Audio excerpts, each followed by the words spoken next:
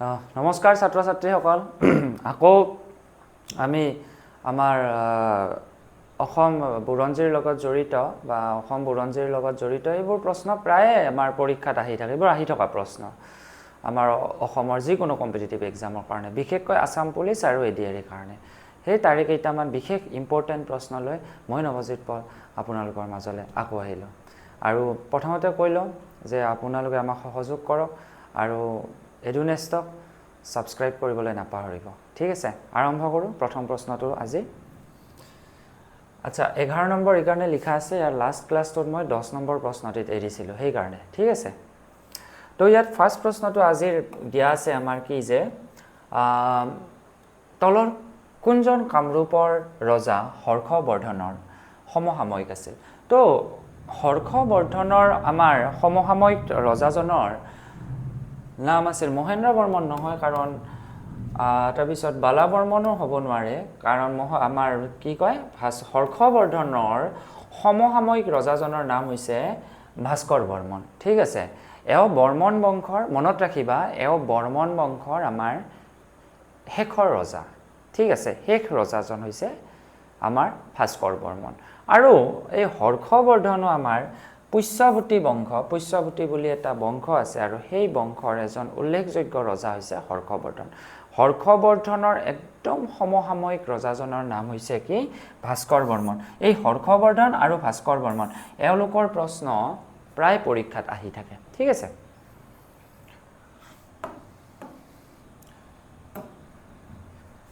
এতিয়া আগবাঢ়িছোঁ আমি দ্বিতীয় প্ৰশ্নটিলে এই দ্বিতীয় প্ৰশ্নটি হৈছে আমাৰ হাজৰা পুখুৰী ক'ত অৱস্থিত অপশ্যন দিয়া আছে তেজপুৰ নলবাৰী গোৱালপাৰা শিৱসাগৰ তো আমাৰ এইটো প্ৰশ্নৰ উত্তৰটো হৈছে তেজপুৰ ঠিক আছে আৰু হজৰা পুখুৰী ক'ত অৱস্থিত বুলি ক'লো আমি তেজপুৰত অৱস্থিত ঠিক আছে কিন্তু এই হজৰা পুখুৰী যিটো আছে হজৰা পুখুৰী কোনে খন্দুৱাইছিলে হজৰ বৰ্মন বুলি আমাৰ এজনে খন্দুৱাইছিলে আৰু তেওঁৰ নামেৰে নামটো দিয়া গৈছে কি আমাৰ হজৰা বৰ্মন ঠিক আছে নোট কৰি ল'বা তেজপুৰ হ'ব আৰু কোনে খন্দুৱাইছিলে হজৰ বৰ্মন তাৰ পিছৰ প্ৰশ্নটিলৈ আহিছোঁ এই প্ৰশ্নটো হৈছে মহাৰাজা ধীৰাজ উপাধিটো কাৰ সৈতে জড়িত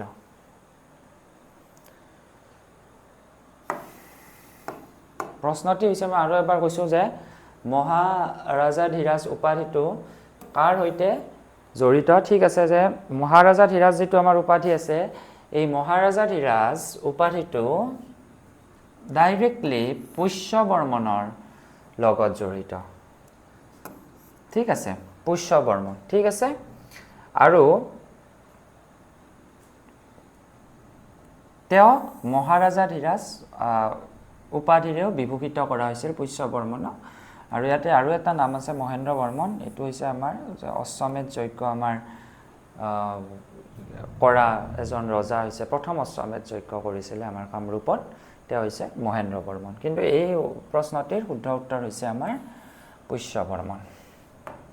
ঠিক আছে তাৰ পিছৰ প্ৰশ্নটিলৈ আগবাঢ়িছোঁ বহুত ইম্পৰ্টেণ্ট প্ৰশ্ন আহি থাকে এইটো প্ৰশ্ন চি ইউকিৰ লেখক কোন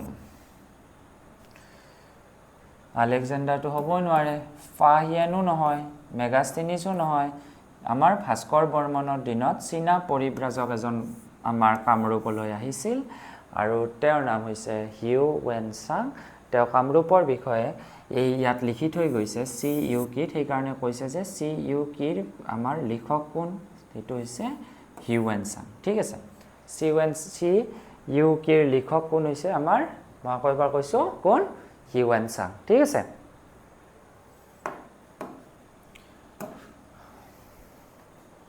এতিয়া ইয়াৰ পিছৰ প্ৰশ্নটো হৈছে আমাৰ যে কামৰূপৰ কোনজন ৰজা কুমাৰ ৰজা নামেৰে জনাজাত আছিল কুমাৰ ৰজা অৰ্থাৎ তেওঁ বিয়া কৰোৱা নাছিলে সেইকাৰণে তেখেতক নামটোৰ আগত কুমাৰ শব্দটো লিখিয়ে দিয়ে প্ৰায়ভাগে আমি দেৰি নকৰোঁ শুদ্ধ উত্তৰ হ'ব চি কুমাৰ ভাস্কৰ বৰ্মন কুমাৰ ভাস্কৰ বৰ্মন ঠিক আছে কুমাৰ ভাস্কৰ বৰ্মন ঠিক আছে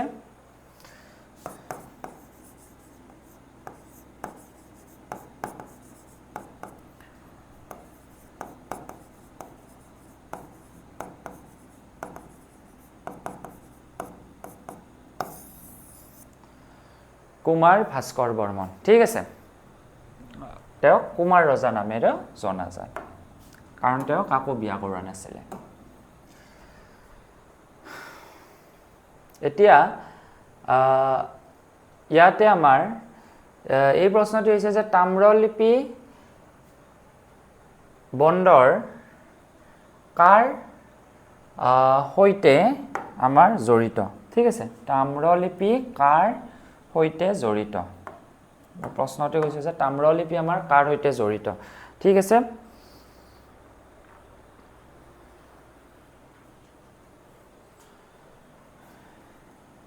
এই প্ৰশ্নটিৰ শুদ্ধ উত্তৰটো হৈছে আমাৰ ডাইৰেক্টলি ভাস্কৰ বৰ্মন কাৰণ হিউৱেন চাঙৰ দিনত এই তাম্ৰলিপিত আমাৰ কি কয়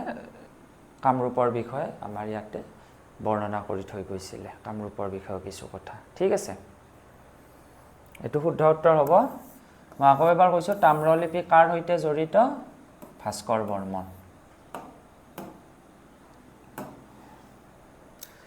তাৰ পিছত আছে আমাৰ ম্লেছ বংশ তথা ম্লেছা বংশ বুলিও জনা যায় এটো ইয়াৰ প্ৰতিষ্ঠাপক কোন ম্লেছ বংশৰ প্ৰতিষ্ঠাপক কোন এটো শুদ্ধ উত্তৰ হ'ব আমাৰ শালস্তম্ভ এইটোৰ শুদ্ধ উত্তৰ হ'ব আমাৰ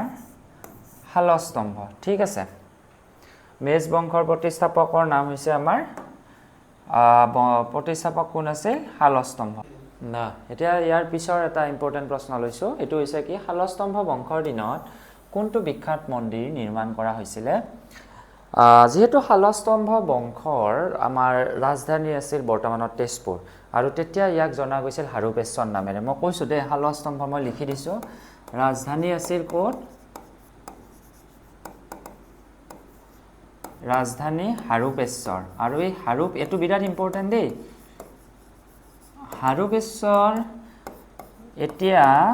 এতিয়া হাৰুপেশ্বৰক কি বুলি জনা যায় তেজপুৰ বুলি জনা যায় ঠিক আছে মনত ৰাখিবা আৰু হাৰুপেশ্বৰ কোনোবা কিতাপত আকৌ হতপেশ্বৰ বুলিও আছে ঠিক আছে হতপেশ্বৰ বুলিও আছে কথা নাই হাৰুপেশ্বৰ হতপেশ্বৰ একে বস্তু এতিয়া শালস্তম্ভ বংশৰ দিনত মই কৈছো যে যেহেতু ৰাজধানী কোট আছিল তেওঁলোকৰ হাৰুপেশ্বৰক বৰ্তমান কি নামেৰে জনা যায় তেজপুৰ আৰু মহাভৈৰৱ মন্দিৰ কোট অৱস্থিত তেজপুৰত অৱস্থিত ঠিক আছে যেহেতু তেজপুৰৰ লগত শালস্তম্ভ বংশৰ লিংক আছে ইয়াতে তেজপুৰৰ লগত লিংক থকা মন্দিৰ আমাৰ নাই কামাখ্যা মন্দিৰ আমাৰ তেজপুৰৰ লগত লিংক নাই হয়গ্ৰীৱ মাধৱ মন্দিৰৰ তেনে কোৱাকৈ নাই নৱগ্ৰহ মন্দিৰৰ নাই কিন্তু তেজপুৰৰ লগত প্ৰত্যক্ষভাৱে লিংক কাৰ আছে মহাভৈৰৱ গতিকে শুদ্ধ উত্তৰ কি হ'ব মহাভৈৰৱ ঠিক আছে ইয়াৰ লগত ইম্পৰ্টেন্ট আৰু প্ৰশ্ন গৈছে দেই শালস্তম্ভ বংশৰ দিনত ৰাজধানী কি আছিল হাৰুপেশ্বৰক এতিয়া কি নামেৰে জনা যায় তেজপুৰ ঠিক আছে নেক্সট প্ৰশ্নটিলে আগবাঢ়িছো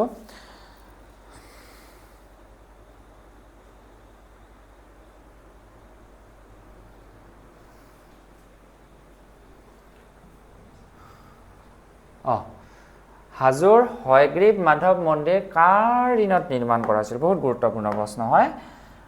অসুৰ বংশৰ দিনতটো নহয় মই ডাইৰেক্ট কৈ দিছো এইটো হৈছে আমাৰ পাল বংশৰ দিনত ঠিক আছে আৰু পাল বংশৰ কাৰ দিনত হৈছিল এইটো আমাৰ তেওঁৰ নাম ৰজাজনৰ নাম আছিল আমাৰ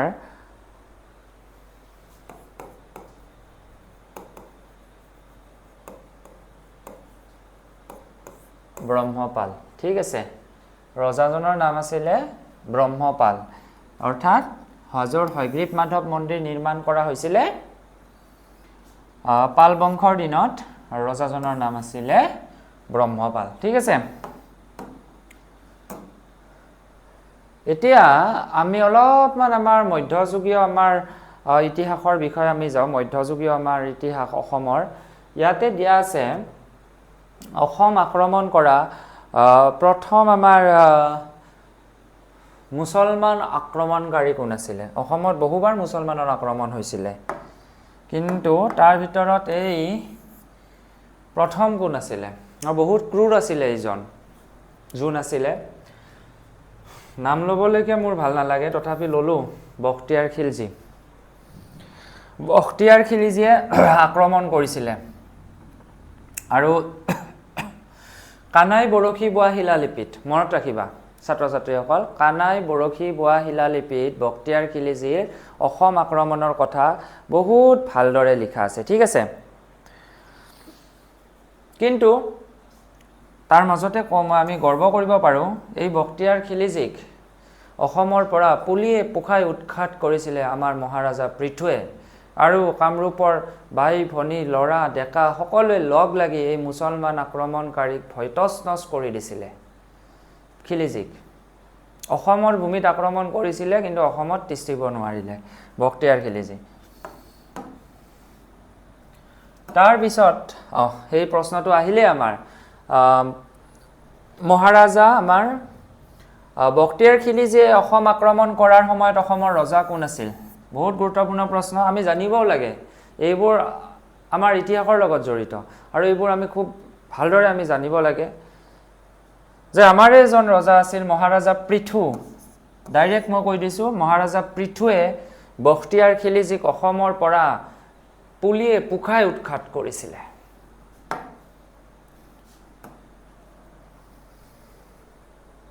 এতিয়া আহিছে আমাৰ ইয়াৰ পিছৰ প্ৰশ্নটো আছে আমাৰ খেন বংশ কোনে প্ৰতিষ্ঠা কৰিছিলে ঠিক আছে তো খেন বংশ প্ৰতিষ্ঠা কৰিছিলে মহাৰাজা পৃথুৱে নহয়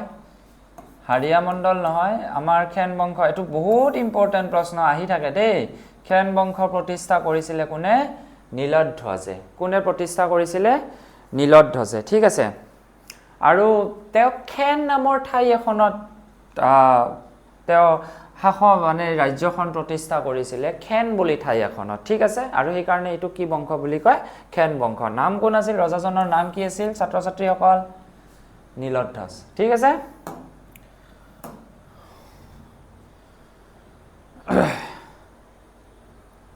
এতিয়া আমাৰ ইয়াৰ পিছৰ প্ৰশ্নটো হৈছে যে চুতীয়া ৰাজ্যৰ আমাৰ প্ৰতিষ্ঠাপক কোন আছিল চুতীয়া ৰাজ্যৰ প্ৰতিষ্ঠাপক বহুত ইম্পৰ্টেন্ট প্ৰশ্ন আহি থাকে আমাৰ চুতীয়া ৰাজ্যৰ প্ৰতিষ্ঠাপক আছিল কোন ডাইৰেক্ট কৈ দিছো শুদ্ধ উত্তৰ হৈছে এটো বীৰপাল ঠিক আছে চুতীয়া ৰাজ্যৰ প্ৰতিষ্ঠাপক কোন আছিল বীৰপাল ঠিক আছে আকৌ এবাৰ কৈ দিছো যে চুতীয়া ৰাজ্যৰ প্ৰতিষ্ঠাপক কোন আছিল বীৰপাল তো মৰমৰ ছাত্ৰ ছাত্ৰীসকল আজিলৈ ইমানে আৰু তোমালোকলৈ নতুন নতুন আপডেট লৈ আহিম আমি নোটছৰো যোগান তোমালোকক যোগান ধৰিম আমাৰ হোৱাটছআপ চেনেল তোমালোকৰ আগত মুকলি কৰি দিম আকৌ এবাৰ কৈছো চেনেলটি সাবস্ক্ৰাইব কৰি দিবা আৰু যদি কিবা ভুলভ্ৰান্তি হৈছে নিশ্চয় কমেন্ট সেকশনত তাক শুধৰাই দিবা ঠিক আছে ধন্যবাদ